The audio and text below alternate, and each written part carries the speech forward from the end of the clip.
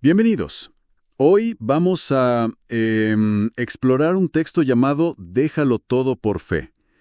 Y la pregunta que nos lanza es, bueno, es directa. ¿Qué significa realmente seguir a Cristo según este escrito? ¿Es algo que sumamos a la vida o es un llamado mucho más radical a renunciar? Vamos a ver qué dice. Exacto. Y el punto de partida que presenta es ya de por sí desafiante, ¿no?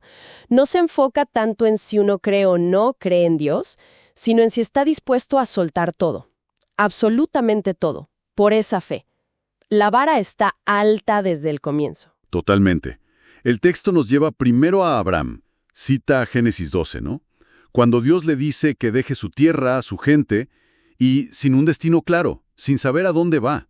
El escrito dice que ahí empieza la fe, salir de lo seguro. Justo. Salir de la zona de confort, de lo conocido, y eso, bueno, choca bastante con cómo buscamos seguridades hoy en día, ¿verdad? Sí. Buscamos certezas. Y el texto subraya ahí algo clave. La fe, desde esta perspectiva, no es tener el control, sino más bien entregarlo. Es confiar. Confiar incluso sin entenderlo todo. Y este principio, el de la rendición, pues, aparece una y otra vez en el análisis. Y después de hablar de lo externo, como la tierra de Abraham, el texto se mete en algo, mucho más personal. Las relaciones. Cita Mateo 10:37. Amar a Dios más que al padre, la madre, los hijos. Es fuerte eso. Sí, es muy fuerte. Y lo que plantea el texto es si uno estaría dispuesto, digamos, a poner distancia si esas relaciones te alejan de Dios. O sea, no es que no quieras a tu familia, sino... Claro, no es rechazo al afecto. El análisis del texto sugiere más bien una reorganización de lealtades. Según esta visión, Dios no quiere un lugarcito en el corazón, Quiere ocuparlo todo, el centro, la prioridad número 1. Entiendo. Y esa exigencia de primacía total no se queda ahí, ¿verdad? Se extiende, llega a nuestros hábitos, a los pecados, a los placeres que el texto llama temporales. Exactamente. Y ahí cita Lucas 9:23. Niéguese a sí mismo, tome su cruz cada día y sígame. Fíjate que dice cada día. O sea, no es un acto único, es constante. Una renuncia continua. Y aquí el texto pone el foco en el arrepentimiento, como el primer paso de una fe que llama auténtica. Y esa idea de morir al yo, bueno, suena un poco fuerte, pero podríamos interpretarlo como dejar el egoísmo, ¿no? La necesidad de control. Dejar de ser el centro uno mismo para... Para poder vivir resucitado, como dice el texto. O sea, vivir una vida transformada por esa fe. El ejemplo que usa de Pedro y Andrés es impactante. Dejaron las redes, los barcos, al instante. Sí, se presenta como un llamado sin red de seguridad.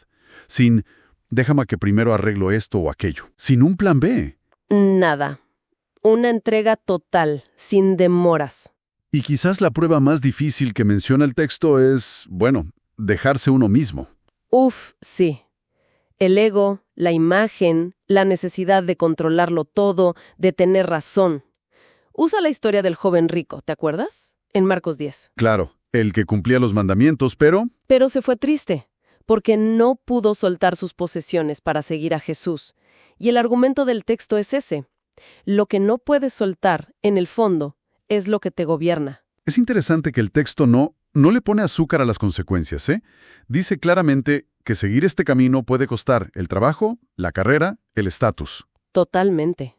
Cita Hebreos 11, recordando a gente que sufrió mucho por su fe, que renunció a todo por lo que creía en eterno. Es un costo alto.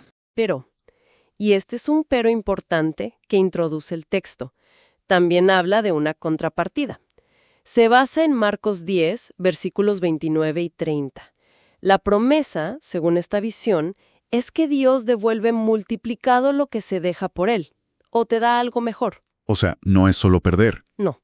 La idea es que Dios honra esa entrega, que lo que uno suelta en sus manos, Él, lo transforma, lo redime, lo devuelve de otra manera. Y al final el texto enumera como los frutos, ¿no? Los beneficios de dejarlo todo. Habla de vivir más ligero, con más gozo, con un propósito que va más allá, ser útil a Dios, tener una relación más cercana con Él. Exacto. No lo plantea como una pérdida neta, sino casi como la inversión más inteligente, una ganancia a largo plazo. Entonces, resumiendo, el mensaje central de déjalo todo por fe es que esta renuncia total, que puede parecer una locura, Sí, vista desde afuera. es presentada en el texto como la decisión más cuerda, porque se apuesta por lo único que, según ellos, permanece: Dios.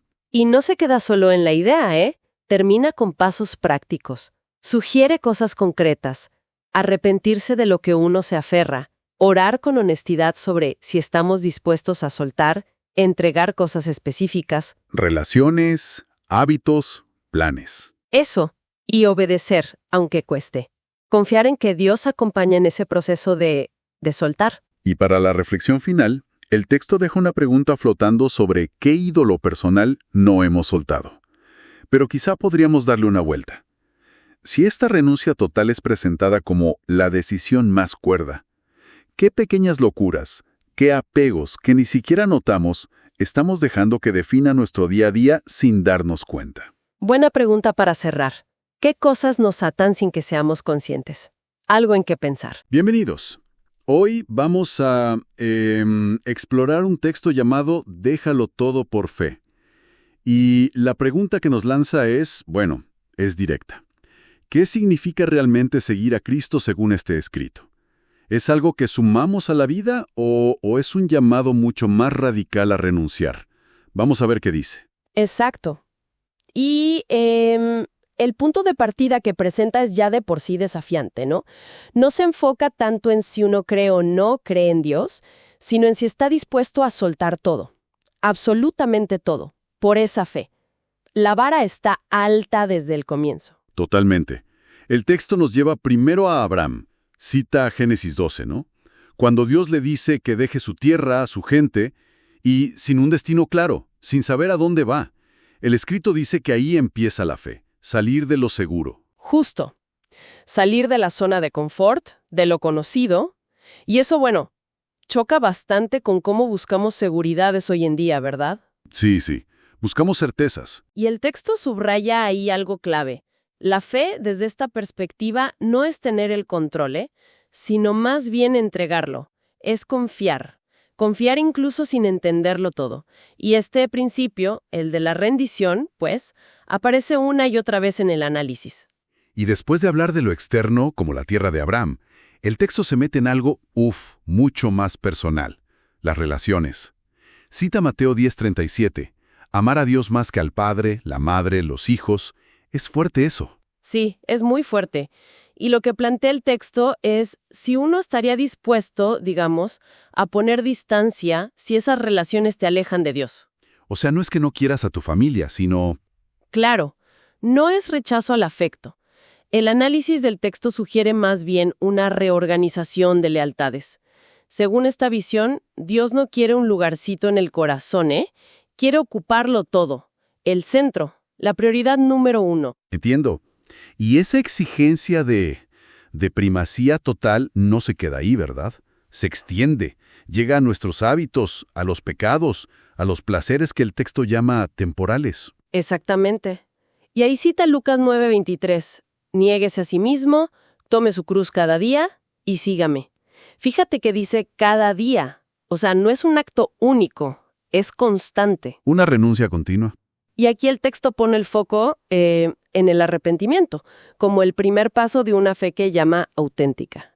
Y esa idea de morir al yo, bueno, suena un poco fuerte, pero podríamos interpretarlo como dejar el egoísmo, ¿no?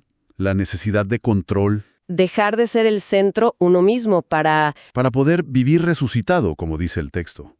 O sea, vivir una vida transformada por esa fe. El ejemplo que usa de Pedro y Andrés es impactante. Dejaron las redes, los barcos, al instante. Sí, se presenta como un llamado sin red de seguridad. Sin, déjame que primero arreglo esto o aquello. Sin un plan B. Nada. Una entrega total, sin demoras. Y quizás la prueba más difícil que menciona el texto es, bueno, dejarse uno mismo. Sí. El ego, la imagen, la necesidad de controlarlo todo, de tener razón. Usa la historia del joven rico, ¿te acuerdas? En Marcos 10. Claro, el que cumplía los mandamientos, pero... Pero se fue triste, porque no pudo soltar sus posesiones para seguir a Jesús. Y el argumento del texto es ese. Lo que no puedes soltar, en el fondo, es lo que te gobierna. Es interesante que el texto no le pone azúcar a las consecuencias, ¿eh? Dice claramente que seguir este camino puede costar el trabajo, la carrera, el estatus. Totalmente. Cita Hebreos 11, recordando a gente que sufrió mucho por su fe, que renunció a todo por lo que creía en eterno. Es un costo alto.